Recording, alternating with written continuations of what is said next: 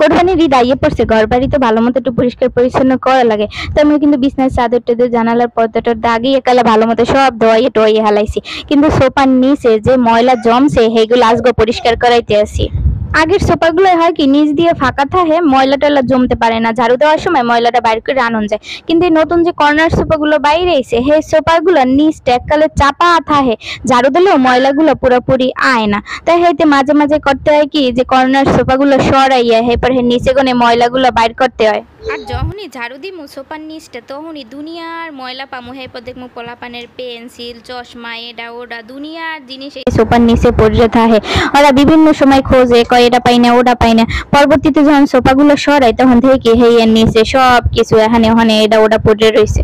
তো বেশিরভাগ সময় সোফা সরাইয়া ঝাড়ু দেওয়াই, কিন্তু আজকে এককালে ন্যাকড়া দিয়ে ভালো মতো মোছাইতেছি, কারণ ঝাড়ু দিলে টাইলসের দাগগুলা ওঠে না। আর টাইলস এককালে দাগ পড়ে গেছে, তাই হেতে বুয়ারে কইলাম কি একটু সাবানের গুঁড়া লইয়া হেবে ভালো মতো একাল টাইলসটা ডলা দিতে।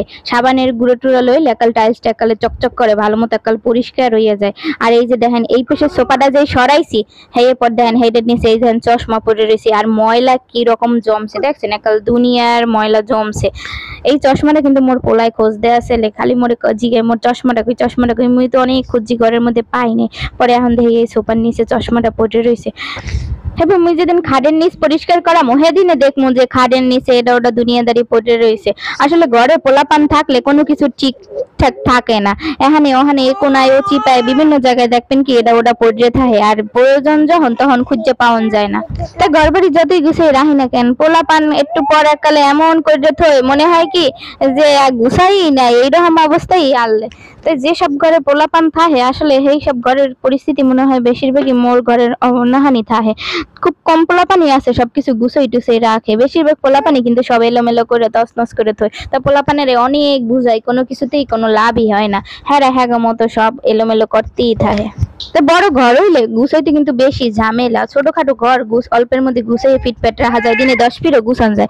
কিন্তু বড় ঘর গুছাইতে কিন্তু অনেক কষ্ট হয়, এক ফির গুছাইতেই অনেক কষ্ট। আর হেনে যদি পোলাপানে বারবার এলোমেলো করে। তাই কয়েকদিন আগে কিন্তু রান্নাঘর পরিষ্কার করছি, এরপর দোতলা সবকিছু, এবার রুমের বিছনা চাদর টাদর খাটের নিচ্ছি সবকিছু একালে ক্লিন করছি।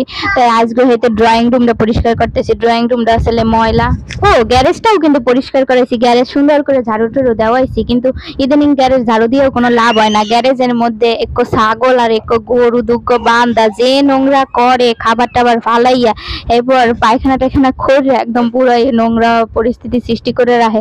আসলে কোরবানি না গেলে গ্যারেজ ভালোভাবে পরিষ্কারই থাকবে না, ওইরকম নোংরা হইতেই থাকবে। তো আজকে ব্লগটা এই পর্যন্তই, তাই সবাইকে কিন্তু ঈদের দাওয়াতে রইলো। আর অগ্রিম ঈদ মোবারক জানাই দিলাম, ঈদ মোবারক। সবাই মূল্যকে বেশি বেশি দোয়া করবেন আর ভালো থাকবেন। আল্লাহ হাফেজ।